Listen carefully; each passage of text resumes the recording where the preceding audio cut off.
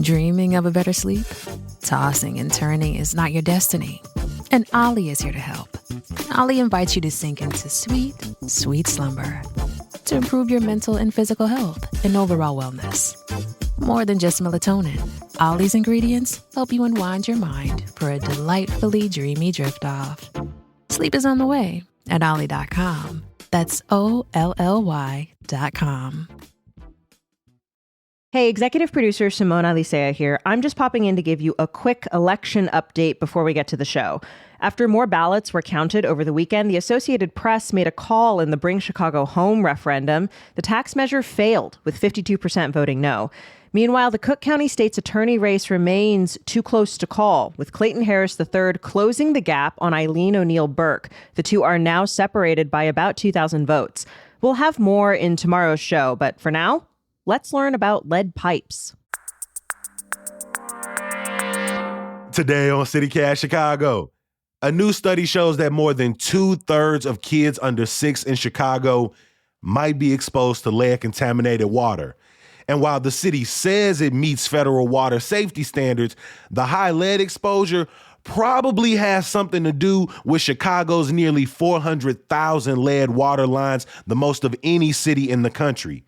Axios reporter Monica Eng has been closely following the city's lead pipe removal efforts, and in one of our very first episodes, we talked to her about how Chicago ended up with so many of these lead lines.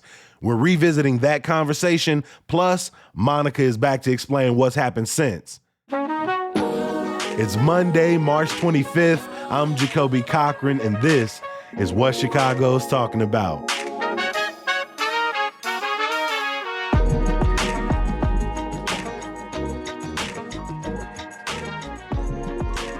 Before we get into why there are so many of these pipes in Chicago, let's be very clear. Why is it necessary to replace them? What are the dangers that they pose? Lead is toxic. Lead can cause developmental disabilities in children, lower IQ, impulsivity, violence, and in adults, it can cause heart disease. It is not safe at any level, according to the highest health authorities in the world, the NIH, the WHO. We originally started knowing some of this in the 20s. We got more information in the 50s. 1986, the feds banned it. But how did Chicago get so many of these lead pipes, which you report is the worst in the country? Yeah, as you noted, places like Cincinnati banned them in the 20s, and yet we required them. We required every home, mostly single-family homes, 2 flats, but sometimes even as much as 20 flats, to install these. And every single time this came up, the Chicago Plumbers Union, the very powerful Chicago Plumbers Union, lobbied to keep this in place. It's worth noting that the head of the Chicago Plumbers Union often was very powerful in the Chicago Federation of Labor, meaning they could control a lot of votes for a Democratic machine. And that Bailey Daley connection. Right. Mayor Richard J. Daley was best friends with Stephen Bailey. They grew up together. He was the head of the Chicago Plumbers Union, and he had an in with the mayor. So the building code required you to put in these lines that could only be installed by a licensed plumber. To kind of go back into history a little bit more, in 1991, the feds passed the lead and copper rule, which means cities needed to check for lead in water. But it seems that Chicago has been getting around on reporting on these standards, and maybe it's because the standards themselves are weak. You know, why shouldn't we trust the results that we're getting from these? I guess, what is it, these tests every 3 years? Yes, it's a great question, because every time I've said to the city, hey, this, it feels like our water probably isn't that safe. Like, we pass all federal standards. I'll say, yeah, well, let's talk about what those federal standards are. They require you to check just 50 homes every 3 years. You're checking just the first liter, which notoriously does not show you what's actually in the line. And you're saying we're passing with flying colors. It means everything's okay because of this ridiculous standard that everyone in the water safety world agrees is insufficient.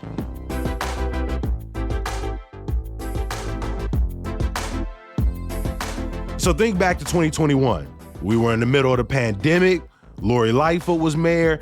And Monica told us she was really the first mayor to outline Chicago's plan to finally tackle this lead pipe problem. Here's what the programs were back then. Well, it's a 3-step plan. There is something called an equity program, which is the one that already has funding. It's got federal block grant funding to remove about 600 to 800 lines free every year. 600 to 800 out of 400K. Out of 400,000. Okay. Yeah. Some people estimated this is going to take decades and decades and decades. There's another program where the city will waive some of the city fees for you to pay for it. So if their estimates are right and it's like maybe 27,000, okay, it'll only cost you about 24,000 to remove it. That doesn't sound like everyone's going to be jumping to do that. Estimates are that about 70% of homes have some lead in their water. And I think as you were answering that, my face kind of scrunched up because they required us to put these in our homes and now are not footing the bill to help homeowners remove this despite everything we know about lead poisoning. I mean, that kind of feels like the city of Chicago, the residents are getting the short end of the stick. We really are. You required us to install it. Now we have to pay the thousands to get it out. Maybe you could, help out getting some of these out at less than $27,000 per line, when the average cost in Detroit, they're getting them out for $5,000 per line. In Cincinnati, $3,500. When I show officials in those cities what Chicago is pushing as the average price, they laugh. They said, something is wrong there. What can Chicagoans do now? Are there filters that will help people, or are we just unsafe and have to wait until the city fixes this for us? Well, if you read the fine print of Chicago Department of Water Management websites, which I'm sure everybody does, not just crazy people like me, but if you do, you'll see it says do not consume 1 drop of your water until you run it for 5 minutes, and just let it go down the drain every day when you wake up and when you get back from work. I never heard of this one time in my entire life. Never once. The next thing is get a water filter that is certified to remove metals. So Zero water filter is one of the most popular. The city actually gives those out to people who've gotten new water meters because they have had elevated levels of lead. I always tell people, call 311, get your water checked out. But again, it's just a snapshot. Your water can be low in lead one day, high the next day. Really, the only solution is to remove lead in the water infrastructure.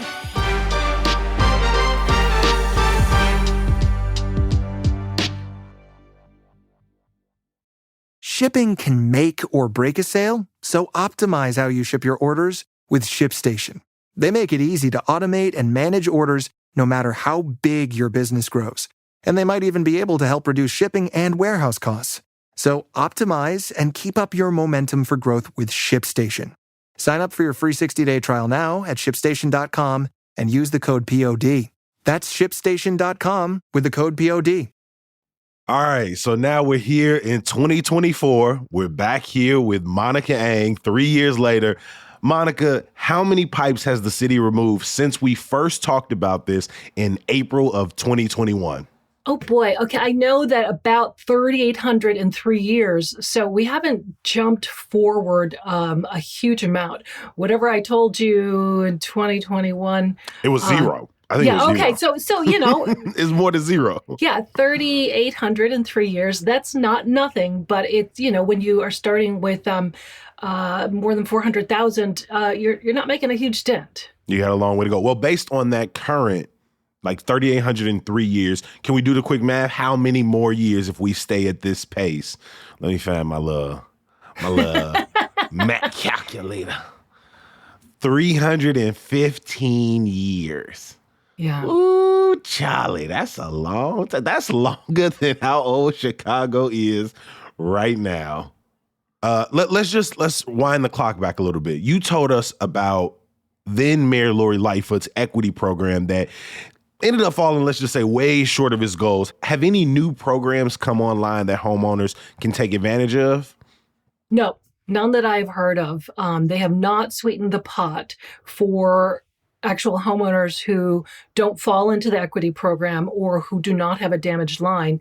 And so you're still looking at, up to $30,000, even more dollars if you want to proactively take it out on your own.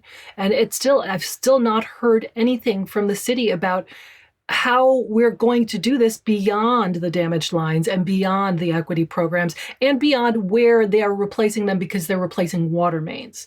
So it's still in limbo in terms of just folks who say, hey, I don't want lead in my water anymore, and so I don't qualify for any of these particular very specific programs. So you're still kind of stuck. Yeah. I mean, in those 3 years, has the price come down at all? You've looked at other cities and it doesn't usually cost $30,000. Before the outgoing commissioner, Andrea Chang, left, I asked her about it, and she kind of went back and forth about why Chicago is so much more expensive to remove them.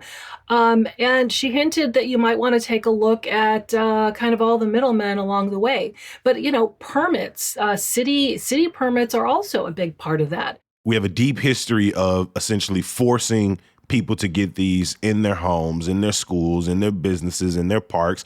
And now we have a new mayor who seemingly understands all of these major challenges, has heard us complaining for years about how long this is going to take the city of Chicago. So what has Brandon Johnson said, not only about lead pipe removal, but about how his administration is going to be different than the ones who sat idly by for so long?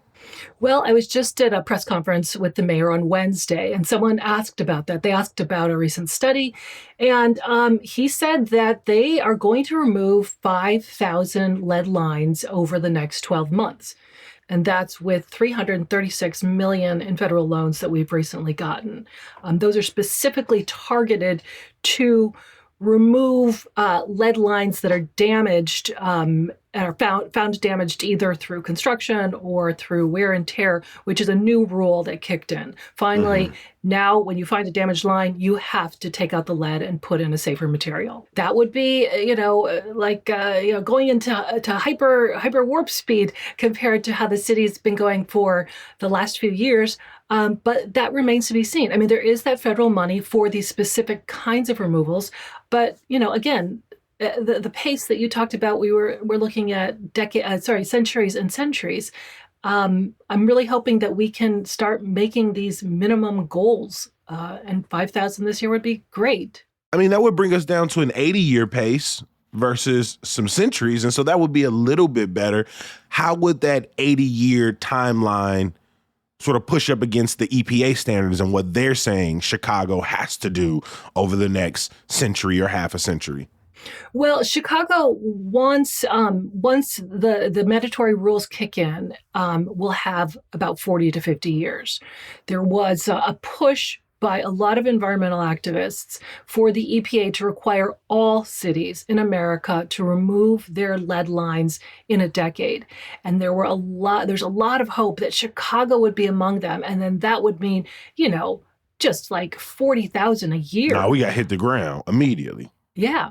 And there, I was getting a lot of calls. There were a lot of rallies. And then when the rules came out, drum roll, please. Yes, most cities across America have to remove their lead lines in 10 years, except Chicago, because the EPA said, we have to think about practical considerations. I was going to ask, is that practical though, 40,000 a year, just based on plumbers, construction, permits, all these other things that, sure, could need to be lowered in expense. We can cut some of the red tape. But even if we did that, would $40K a year even be possible? Well, our history doesn't say that. But I mean, there are cities that have moved very, very quickly and have certainly moved faster than we have. And to simply say that we can't do it is pretty... You ain't trying to hit it. Yeah. But I will say that in Newark, New Jersey, they replaced 23,000 lead lines in 3 years, removing up to 120 per day. And what Newark's water director, Kareem Adim, told the Tribune is, we've shown how to get this done because we had the political will to do it. That's what every city needs, political will. And I think that's really telling. You mentioned the outgoing water commissioner, someone who is helping to implement these things. Who's in that office now, and how do you feel about their ability to handle that role? Well, Colby, I've been covering this for a while, which means I covered the last commissioner before Andrea Chang. And I actually got to do a face-to-face interview at the Jardine filtration plant. And you have to go through cops because, it is a very sensitive place. That's where they're filtering all our water. I remember I rode my bike and they're like, "You're riding your bike into here?" And I got in there, I did the interview, and I asked Randy Connor, who was the former commissioner, who has now been reassigned to be the commissioner again of water management. I asked him, I said, "Does Chicago have a problem with lead in its water?" He told me no. And so the guy who was overseeing possibly $1 billion program to remove lead from Chicago water told me there is no problem. I mean, to give him the benefit of the doubt, that was the Rahm Emanuel line. Admit no problems. We have no problems. Even when EPA scientists are finding problems, we are just saying, we're telling everybody, nope, not going to listen. How does the same water commissioner who was in the position when we weren't dealing with it, when we were ignoring it, now back here when we're supposed to be taking it seriously at a neck-breaking speed?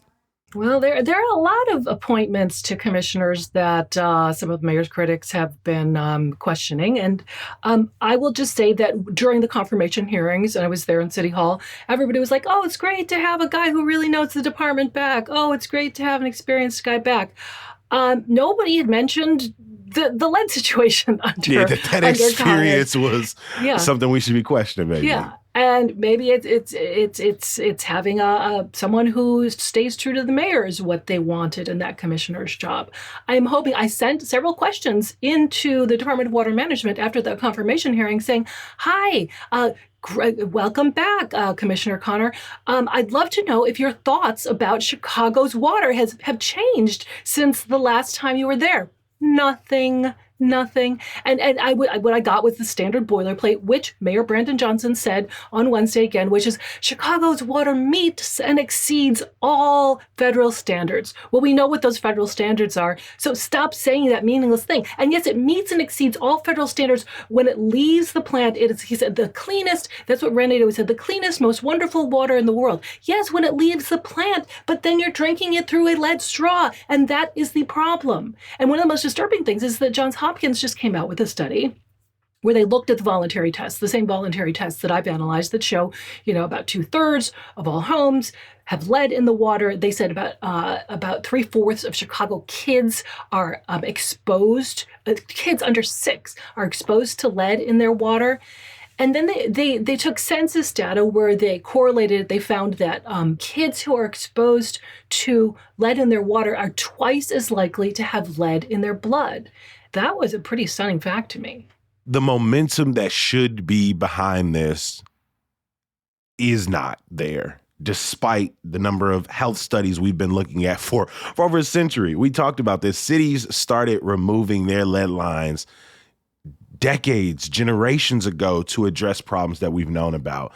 And here we are at yet another study that tells us this is going to have long-term impacts on our kids, on our futures.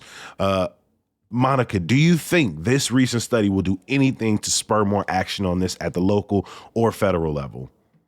Well, what they will tell me is they need the money. The feds have in the infrastructure plan outlined and earmarked a lot of money for it, but will it trickle down to Illinois and then to Chicago, and then how it will be used is going to be, and how much each line is going to cost to remove, because when you have a finite pile of money, you have to divide it up by how much it's going to cost for each one. And if we keep being fleeced, or what appears to being fleeced, it's just not going to go that far.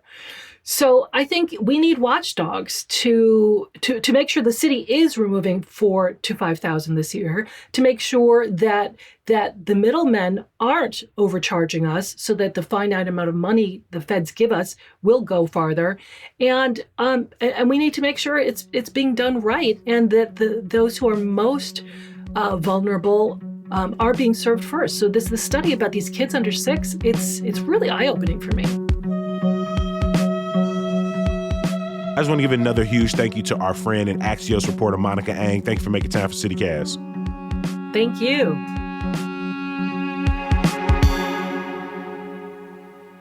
Before I let you go, as you heard, we've been out here talking about the biggest problem Chicago's facing for the past 3 years. We know it's important to you, so if you can, consider becoming a member today to support this work. It ensures that we can do this for 3, 4, however many more years to come, because we need to be covering this lead pipe removal for at least the next 80 years. And you get some cool perks when you join. Become a member now at membership.citycast.fm. Some good news. This is one of those beautiful weeks for Chicago sports fans, as 5 of our professional teams are playing this week, and a few of them are playing at home. The Bulls are at home tonight against the Wizards, and baseball is back this week with the Sox home opener this Thursday against the Tigers. As always, we appreciate you for listening. We're going to be back bright and early tomorrow. We'll talk to you then. Peace.